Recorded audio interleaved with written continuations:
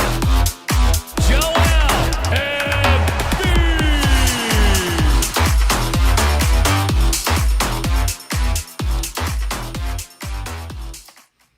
What is going on, guys? Welcome back to the Pick Swap podcast here on Pick Swap Media. You know me as always, Sean Barnard, but I'm here without James Brain today. But I do have a very special guest with me. It is Bryan Toporek. You know him as the senior multi-platform editor of Bleacher Report, also the co-host of the NBA pod, and as well as a contributor on Forbes Sports and Liberty Ballers. One of the best Twitter followers in the game, the salary cap guru across all sports and in the NBA. And Bryan, how you doing today?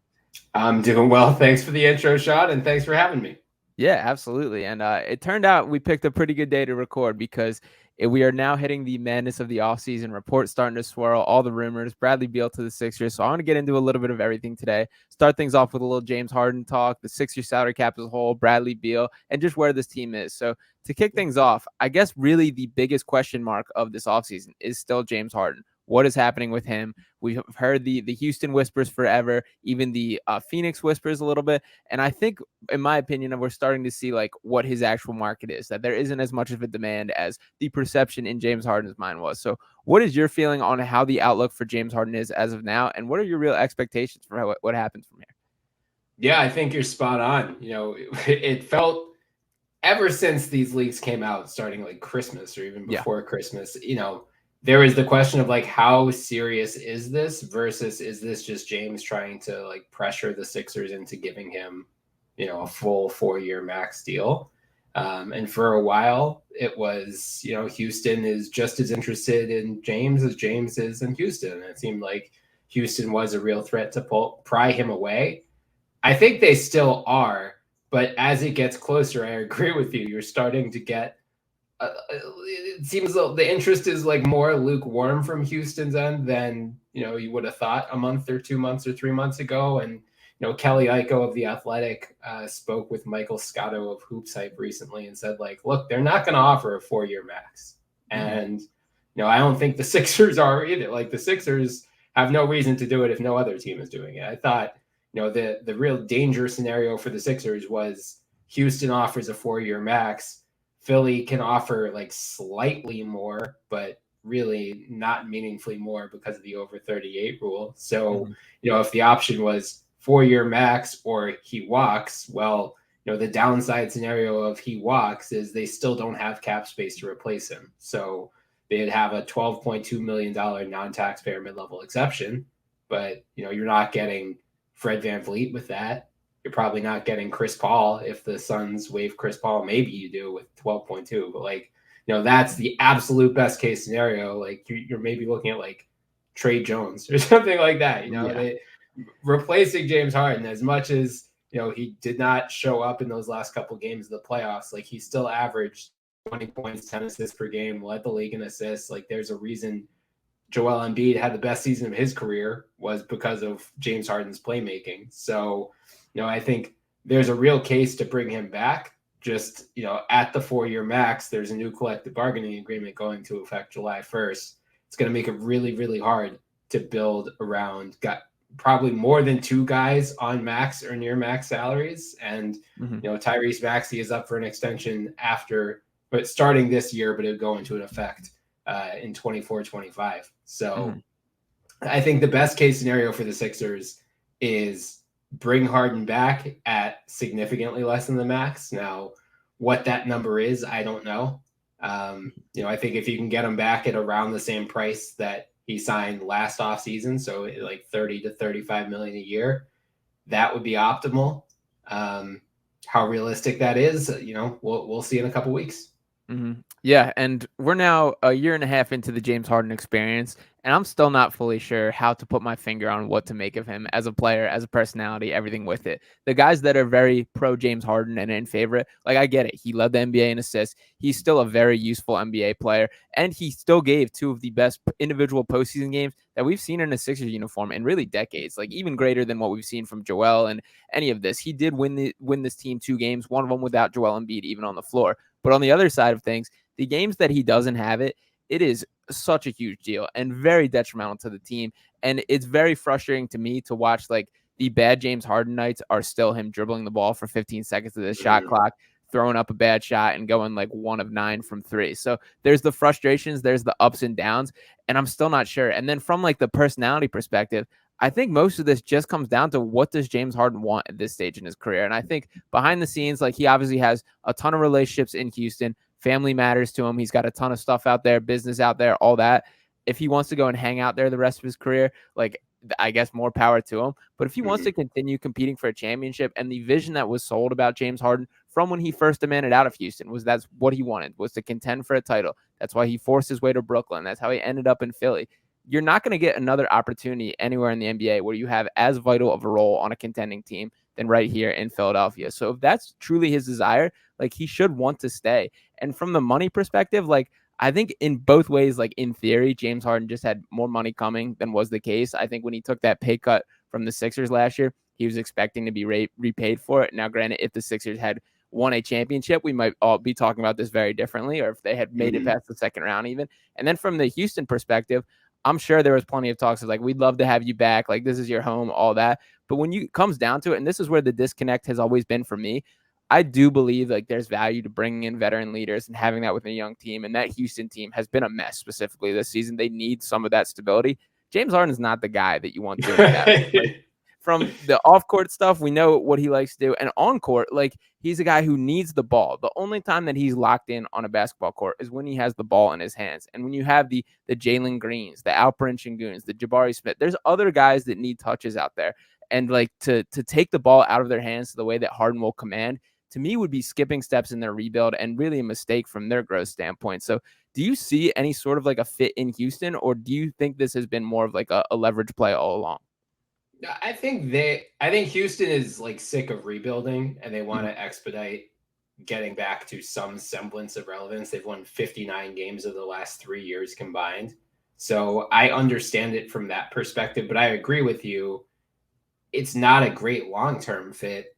And Houston's at the point right now where, all of these guys are on rookie scale deals. So you've got, upwards of 60 million in cap space. Like, this is your time to splash around, but soon those guys are up for extensions and you're going to have to start paying them. So like you want to lock in some long-term fits now while you still have cap space, because that window is going to close within the next couple of years. And a 34-year-old James Harden is not necessarily that. So I wrote about it at Forbes recently. I think if they do get Harden, I don't think they're signing James Harden to babysit a bunch of 20-year-olds.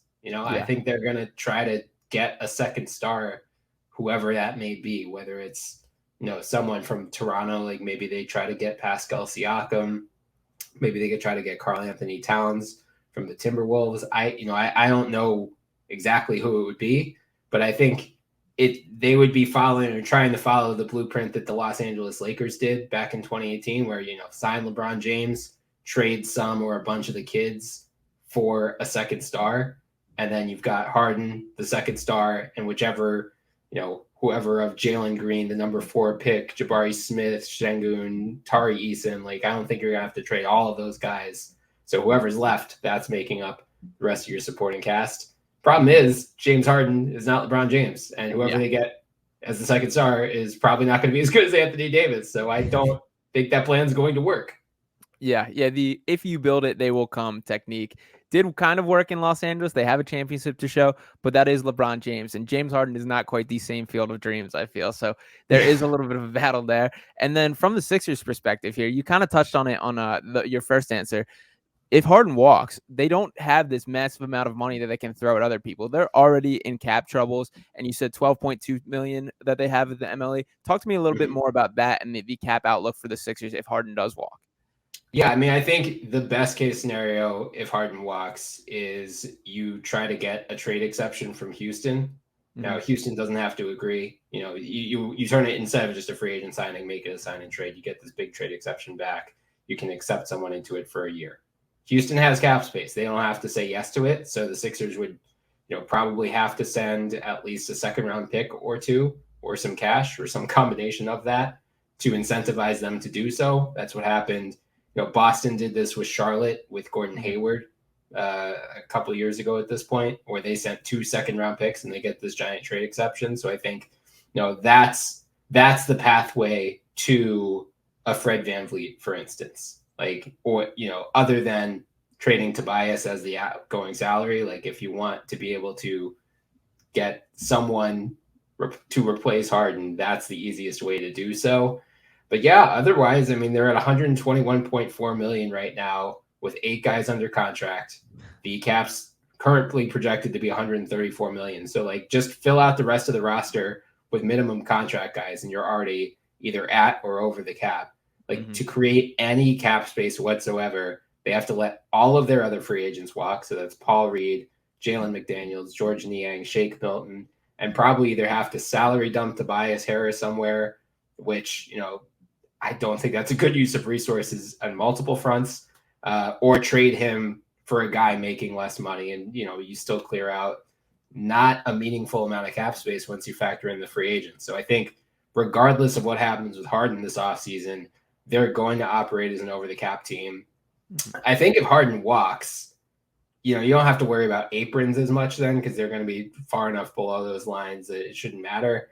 But I don't think they would want to be a tax team if Harden walks. I mean, maybe if they swing a trade for Bradley Beal, which I know we'll talk about in a little bit, but like otherwise, the term gap year is being thrown around a lot. Like I think it would kind of be, reset the books for a year and we'll see what happens in 24. And, if they are a tax-paying team this year, it'll be their 3rd year in the last 4 seasons. So they'll be subject to the repeater tax in 24, 25. I think they want to reset the clock on that. If they're not a legitimate championship contender, which, it's hard for me to see the path for them to stay in that conversation if they lose James Harden and, are not able to get the trade exception where they can, maybe get a Fred VanVleet in or get a Chris Paul in, whoever it might be. Yeah, you touched on a lot there and all not good things from the Sixers perspective as far as their outlook. And I do want to circle back to some Tobias Harris trade kind of conversation too. But I did want to jump in today, the latest reports on Bradley Beal, that this seems to be moving at a faster process than I expected. That we knew Bradley Beal was kind of one of those theoretical stars that become available. There's kind of been the whispers for a couple years now. He did sign that Supermax deal in Washington. That's the biggest thing that's sticking out to me is Bradley Beal in a vacuum. You can make an argument that he helps the Sixers' chances at a championship, but they would handcuff themselves even further financially by making that trade. Am I correct with all of this? You are very correct with all of that. And that's why, Brian Windhorst went on TV today and said, like, if they do trade Beal, you're going to be surprised by the return. It's not going to be as high as, you would think for someone who 2 years ago had back-to-back seasons where he averaged 30 points a game. Like this should be, maybe not like a Rudy Gobert trade package or a Donovan Mitchell trade package, but like at least what DeJounte Murray got, 3 first-round picks or something like that. And I think because of the contract, it will not be at that level, or maybe it will be. It only takes one team, but I think the Wizards, and the other big thing with him is that he has a no trade clause. Right. Which allows him to dictate where he does not want to go. So if he says, I only want to go to Philly, I only want to go to Boston, I only want to go to Miami, it's not like these teams have to bid against one another. It's, you're bidding against yourself. Like you can really set the bar pretty low and say like, take it or leave it, Wizards. But we know we know you are interested in going into like a more wholesale rebuild. Like, we're not going to give you Tyrese Maxey. We're not going to give you Jaylen Brown. We're not going to give you Bam Adebayo for Bradley Beal. Like, I think the offers are going to be kind of insultingly low. Yeah, and in addition to the no trade clause, the 15% trade kicker as well. So there's going to be a lot of money coming in. And just to spit the numbers, he's on the books for $46.7 million next year, $50.2 million the following year, $53.6 million in 25-26, and then has a $57.1 million player option in 26-27. That is a lot of money to be giving a guy. Just Beal and Embiid alone would be over 70% of the cap like that. And is that the duo that you kind of want to go all in? And especially when we talk about the Tobias Harris contract, which has been regarded as one of the worst value deals across the NBA for several years now. The end is in sight there. We can see the light at the end of the tunnel. And this is also the first time I think we can regard that as a positive trade asset because of a lot of reasons that we talked about, with the financial freedom that could bring on of taking on a Tobias Harris for a year, eating the $40 million and then kind of having that clearance. So to kind of take a step back from that and bring in all this money and kind of, I guess, kick the rock down the road and increase your problems, I just don't see it. And I don't really, looking around the NBA, like maybe the Heat, maybe there's other teams that can find a way, but I don't really see any team that I think is going to be jumping out of their shoes to go get Bradley Beal in the way that his talent probably deserves. And especially considering he's played 90 games these past 2 years, he hasn't played like a complete season in several now. And in addition, like he just hasn't really won anything. And when you're that level of talent, I get it. There's not a lot around him. He's had some roster construction issues, but you should be able to raise the floor of a team if you're the level of star that I think he's perceived to believe. So as much as Bradley Beal is like a nice in theory piece, I think from the Sixers, it's a stay far away would be my answer to that. Do you agree? Yeah, I mean, if it's like literally Tobias Harris and a protected 29 pick, you have to at least explore it if Harden leaves. But Yeah. Maxey should be 100% off limits in these talks. And I would even like, if it was Tobias Melton and a pick, I'd even be nervous on that. I still might do it, but I mean, I agree with you overall that the Sixers probably should be exploring other options beyond him. And it sounds like they are.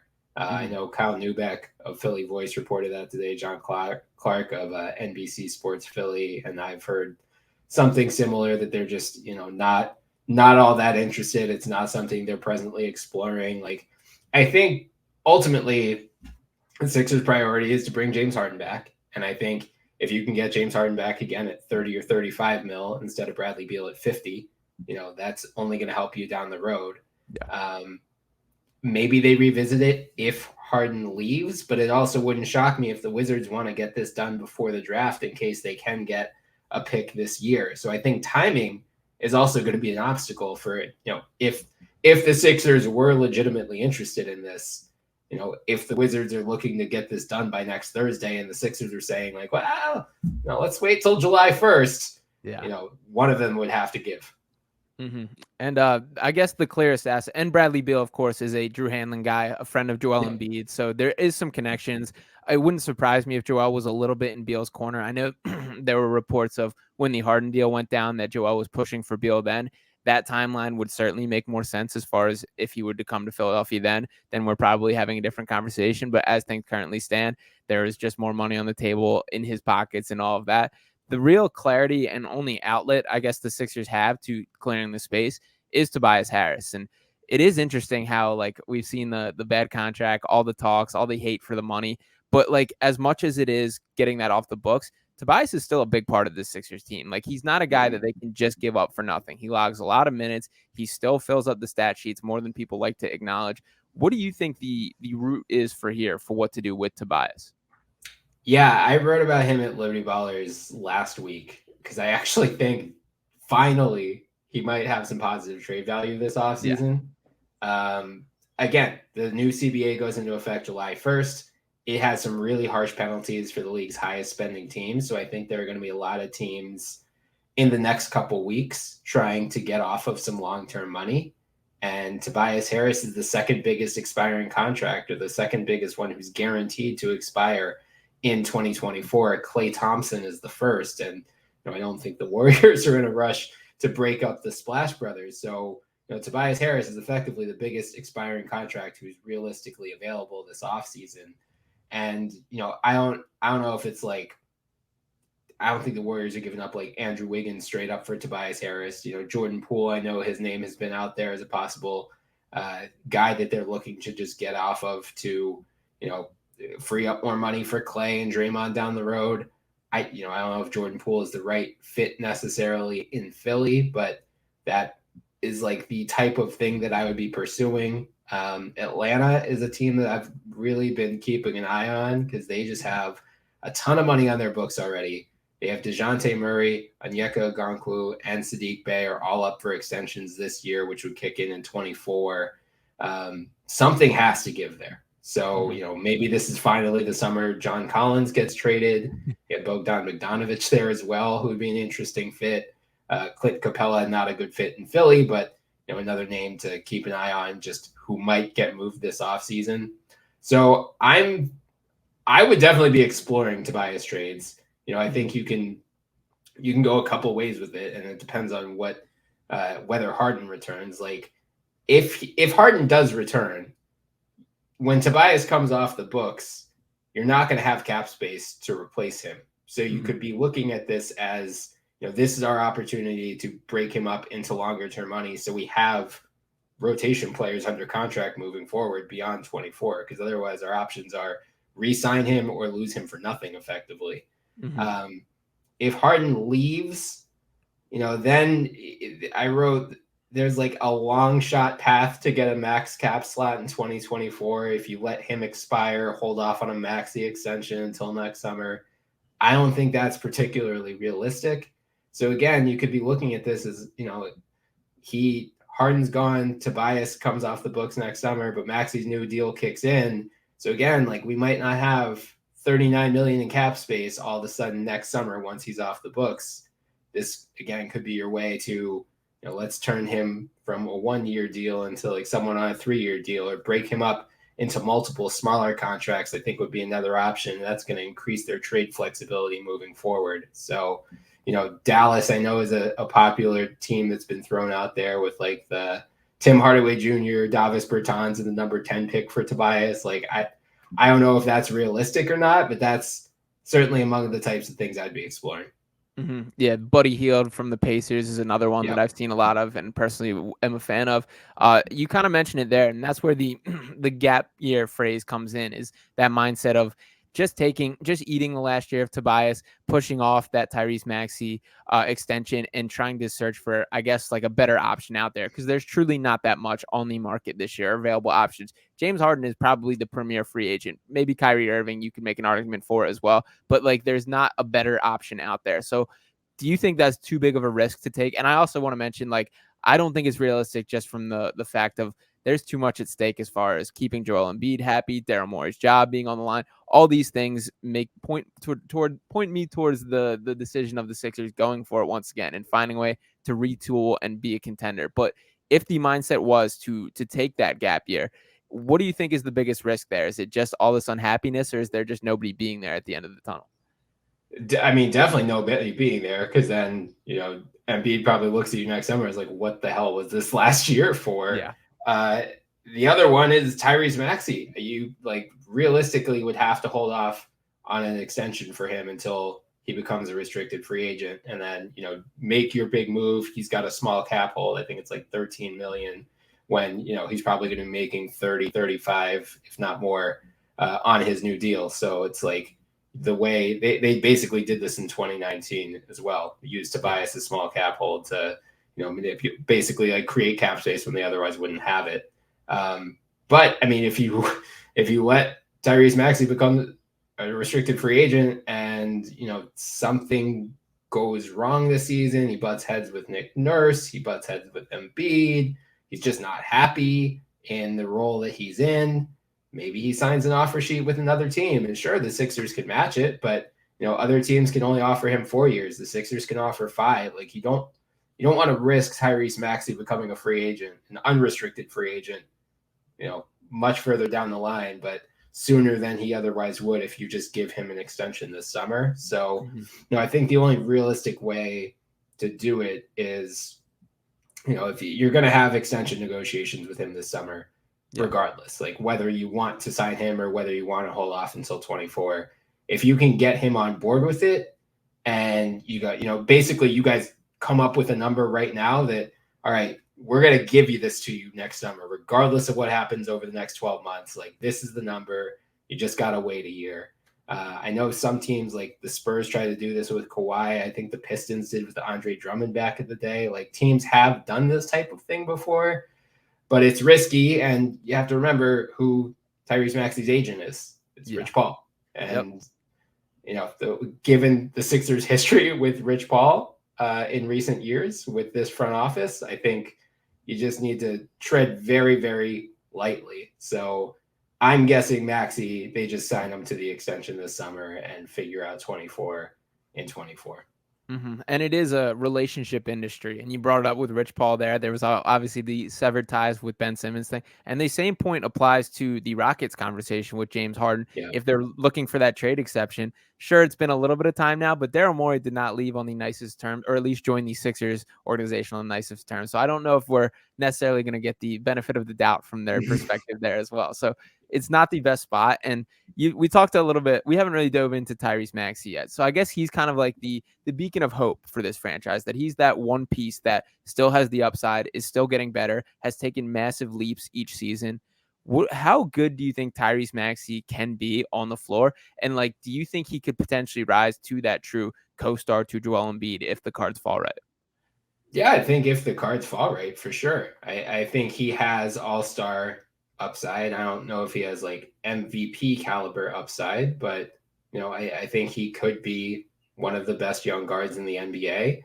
As you said, you don't want to bet against his work ethic in particular. Like, for him to go from having question marks about his shooting coming out of college and even after his first year to now one of the, most impressive medium to high volume 3-point shooters in the NBA in a 2-year span is incredible. Everyone in the organization raves about him. I think that says something. Like, that's just the type of guy you want to be building around moving forward. Now, I think the two big areas of improvement, I know Nick Nurse highlighted one of them in his introductory press conference, playmaking. He definitely has room to grow there. He got the half season before Harden arrived where he was the primary ball handler and, fared well, but a lot of the offense was running through Embiid as well. Can he get up to being a 6, 7, 8, 9 assists per game guy instead of like 3, 4, 5? I think is a big question. And I know Nurse wants to involve him in more pick and roll moving forward, which is, I hope that's true regardless of whether Harden comes back, frankly. Like, I think he needs more on-ball reps either way. And then defensively, like, he's just a smaller guard. And if he's not going to be that primary playmaker, the archetype you need around him is basically like a 6'5" point guard. Like Alonzo Ball would actually be great, healthy Lonzo Ball. But, those guys there aren't too many of them throughout the NBA. So it complicates, the types of guys. If Harden leaves, who you're trying to pair him with long-term, it's, a pretty limited pool of guys that you can choose from. So I think if he can improve in those two areas, that increases the Sixers' optionality in terms of finding him a long-term backcourt partner. Yeah, and that's one of the points that has, I guess, made the quote-unquote gap here look a little more favorable to me than anything, is figuring out exactly what Tyrese Maxey is and what the missing piece to surround him with.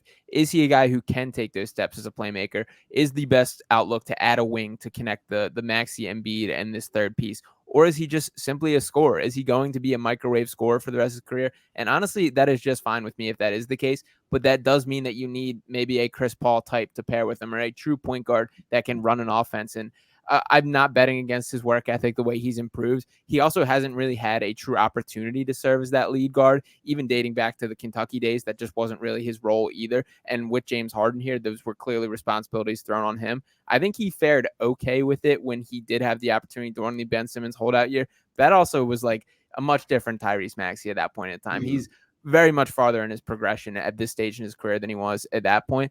I guess what gives me optimism, and I see the Tyrese Maxey mock trades and things that fly around, I really do believe that there's a world where the best version of this Sixers team and the best version of Joel Embiid is not Joel Embiid leading the NBA in scoring. It's not him being the MVP type or MVP statistically. Maybe it's not a 33 point per game score. Maybe it's a 25 point per game score, a guy who dominates defensively, is a more effective rebounder, things like that. And that all points toward tossing the keys to Tyrese Maxey a little more. And there definitely needs to be more talent there. But do you think that might be the best route to a Sixers championship, is maybe scaling back the usage and the reliance on Joel Embiid offensively and making just a more complete piece of the puzzle, I guess? And Tyrese Maxey, to me, is the answer to just about all of this. Yeah, absolutely. I think that's spot on. I think there are a number of things the Sixers need to do to get to the championship level, but that's certainly one of them. I think they're just too predictable in the playoffs. And, whether that was Embiid, whether it was Harden, whether it was Doc Rivers, whether it was all three of them, like how much Nick Nurse can change that if the personnel remains the same, like we'll see, hopefully. But I agree that, Maxey's their best hope of having a 3-level scorer at this point. Harden, with all due respect, was one of the preeminent 3-level scorers for almost a decade now, but it's going on 34. Like, he doesn't seem to be able to create as well off the dribble as he used to. Doesn't have the lift that he used to. Like, he has some games where it's like lightning in a bottle, but like I don't think you can count on that every game anymore. And I think Maxey is really the only hope for them to have that type of a guy. Like, you look at what the chemistry that Jamal Murray and Nikola Jokic have. Like, you need Tyrese Maxey to be the Jamal Murray to Joel Embiid's Jokic, and not to say that, Embiid is going to play the same way as Jokic. He obviously is not. But, the Nuggets don't win, as great as Jokic was throughout that playoff run. The Nuggets don't win that championship without Jamal Murray also being a star in his role. And I think there's certainly room for Maxey to continue growing, and I'm equally bullish that he's going to be able to piece it together. Yeah, absolutely. And that is one of the things that excites me the most about this Nick Nurse edition is it's just like a whole new outlook on this. And I think it is time for two different things. For one, for Joel Embiid to truly be pushed and have like a stick up his butt to make sure that he's like going in there doing it. Cause we've seen the progression. Like when it was the Brett Brown era of Joel Embiid, it was very much like protect him, like treat him with baby gloves. Then we see Doc Rivers, who kind of took the kid gloves off, and it's like, go out there and go do everything, basically. Now it's time to be like, let's play winning basketball. Let's contribute to the team. You've risen to this MVP form. Now it's time to fit into what will bring the team the most success. And I think that's what Nurse will bring. And even when you just look back at like the way these playoffs unfolded, particularly the Nuggets, because I mean they were on another level offensively compared to just about most teams ever, to be honest. But a lot of these teams in the NBA and the successful teams, it looks like a different sport than what the Sixers are playing. Like there's just the stagnation, the standing around offensively. None of that is effective, and none of that is going to produce winning basketball. So having a different engine in mind behind this in Nick Nurse, to me, is super intriguing. Now, if there aren't the changes in personnel, there's no guarantees that it works the same. And this Sixers roster is a far cry from the rosters that he's dealing with in Toronto and what they're made up of and things like that. But to me, I do think like the change in coaching is going to make more of a difference than I think a lot of people have given it credit. Do you have that kind of outlook for Nick Nurse, or are you a little bit skeptical of it? I do. I mean, I'm worried because I follow a lot of Raptors people, and like they were really out on him by the end of his tenure in Toronto. And I know there was some especially questions about the half-court offensive creation. Right. But as you said, very different roster in Philly, especially if James Harden comes back. So, I think that's going to be one of the big things to watch over the next couple of weeks is like, I'm guessing in part, what determines if Harden comes back is how these meetings with Nick Nurse go. Like, can Nick Nurse get Harden to buy into whatever his vision is? And, what is his vision for James Harden? He went into what he sees for Embiid and Maxey in the press conference, and he kind of demurred when it came to Harden. It was like, he's got an option to make. Like, I don't even know if I'm going to be coaching the guy. I thought the doc on Bill Simmons' podcast the other day was really interesting. Like, that was some unfiltered, and honestly, it was like pretty, honest criticism. I think it was valid. Like, Harden needs to move off the ball more. I think anyone who watches him gets sick of watching, let me just dribble the ball for 15 seconds and then take a step back through without anyone else touching it. Like, that's just, there's too much talent on this roster. You can get away with it when you're in your prime and in Houston, and it was one of the most effective play types of the NBA, but like, that's not this. So, can Nick Nurse get Harden to, if Harden comes back, can Nick Nurse get him to buy into a different style of playing than even what we saw last year, where, Harden did adapt his game to Joel Embiid, but he's going to have to continue doing that. Like, he is not at age 34. He is no longer the MVP focal point that he was in his prime. Right. Yeah. And so the Bill Simmons podcast with Doc Rivers, for starters, like, I think Doc's correct in what he's saying. I think it's super lame that he's saying it. I think it's like, to me, I get the vibe that Doc Rivers was for sure the fall guy of this playoffs. It was not Doc Rivers' fault that the Sixers lost in these. The responsibility in my eyes for sure fell more on Joel Embiid and James Harden than Doc Rivers. I think this was the best season that Doc Rivers coached in as the Sixers head coach this year. And I think everybody should know that's kind of how the game goes, that the head coach is the first name on the chopping block. To me, it's Doc Rivers, just eat the punches, roll with it. Everybody knows what went down. It's okay for him to be calling it like a challenge to coach James Harden. Like, to me, it comes off lame, and it reminded me of like the lack of responsibility, which frankly I do think is infectious to guys like James Harden and like Joel Embiid, who don't need any help bringing that in contagious wise, for sure. So for that, as far as the James Harden side of things, like, Doc is absolutely correct. Like, James Harden would be much better if he moved off ball. There's plenty of things that he pointed out correct. I also think James Harden, in his mind, is still a little delusional in that he still thinks he can be a superstar. Like, kind of the leaks coming out about him not playing his offense or not getting enough touches or the offense being designed. It's like, this guy was second in the NBA in individual time of possession. He had the ball in his hand constantly. And it's like, I think for him to think an offense catered around him can still be successful is just wrong. And I don't think there's any roster, Joel Embiid aside, that can be maximized at this stage. And even the games where he caught fire, it didn't feel like he turned back the clock and like found shots. And like, he's good enough for that. Like, you watch back that game one of the Celtics game when he dropped, I think it was 45 in the first one. Yeah. Like, it was great. They needed every one of those. It wasn't even that like game winner over Horford. He's right in his mitt. Like, that was well defended. James Harden just making tough shots, and it's great that he can turn back the clock. I just don't know how I feel about James Harden. And the more I get after this, you pin me down right now. I would rather James Harden not be on the Sixers next year, but I also see there's no route for them to get better otherwise. So it's kind of one of those, like, the devil you don't, that I guess you roll the dice and bring him back if you can get the price. Like, if I have to hire you as GM of the 76ers right now, what is your outlook with James Harden and with the rest of the offseason from here? Yeah. I mean, I'm trying to bring him back at a reasonable price. Again, like, what that is, I don't know. I mean, I think ultimately the thing you want to keep in mind is the second apron. It's supposed to be 179.5 million. So they're at 121.4. So, give or take like 58 million before you hit the second apron. This year, it's not that bad, but starting next year, it gets a lot worse. But even this year, no taxpayer mid-level exception.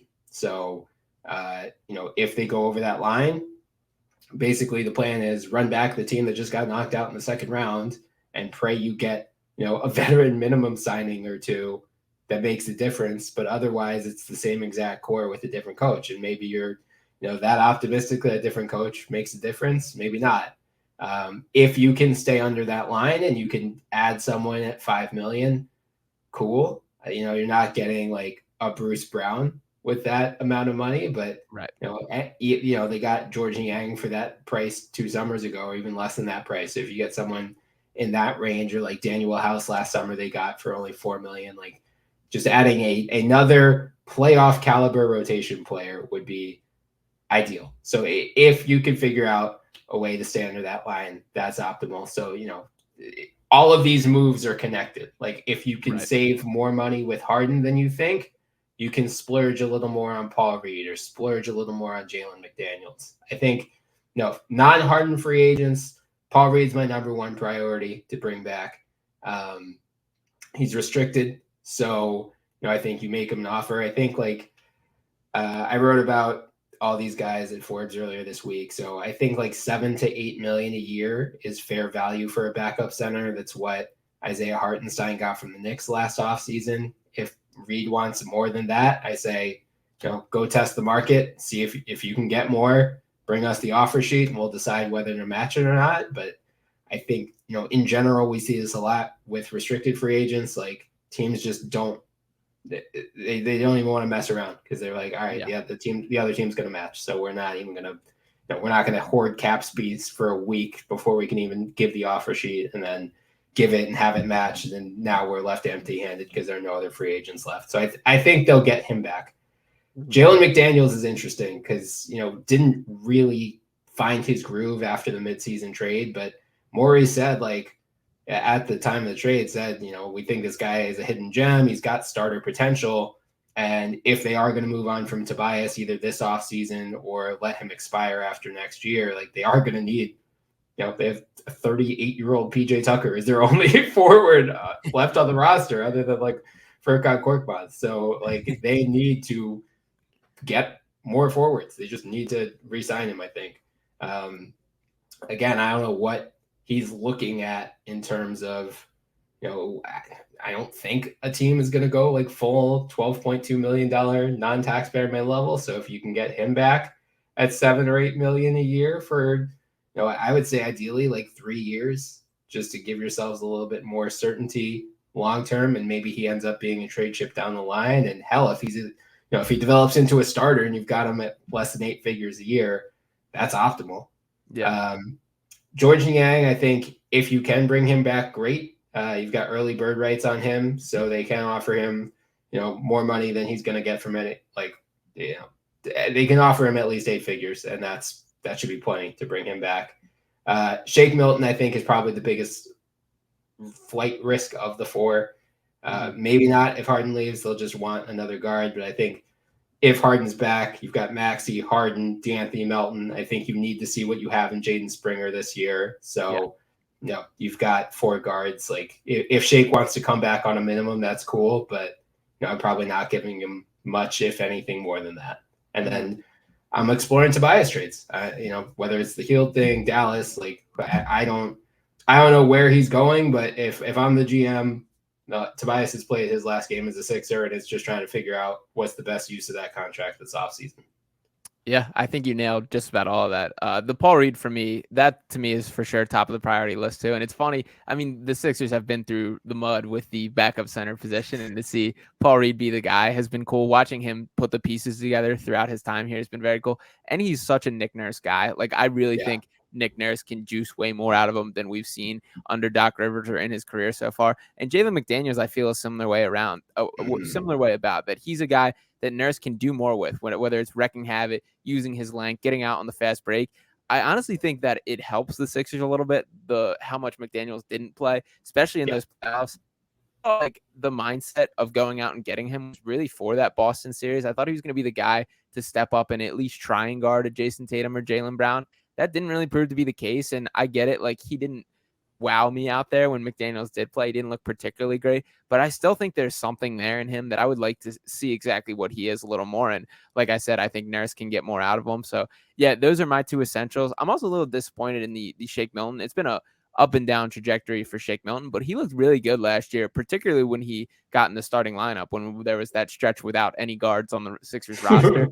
Like, Shake Milton looked really good during those stretches, and to see him just sit on the bench for so much was disappointing to see. And I don't know. It wouldn't surprise me if Shake's the guy that says, like, I'm just over Philly, I need a clean slate, and I would get it. I'm curious how much the Nick Nurse plays into the equation for all of these guys and where they fit in.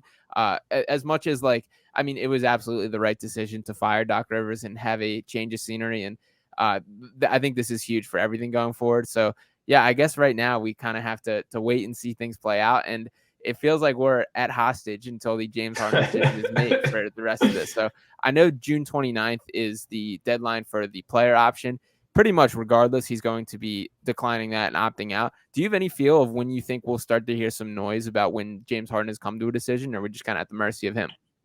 I'd imagine we'll get it pretty quickly. I can't see him drawing this thing out for like a week. I mean, that's how it used to be a decade ago, but most of these guys know well in advance, or allegedly, not to suggest that any team is tampering, of course, but I wouldn't be shocked if we hear it night 1, or like, I bet by the end of that weekend. I think by July 4th we'll know either way. Yeah. Well, a lot more questions than answers about the Sixers right now. But yeah, I think that James Harden thing is the start of it.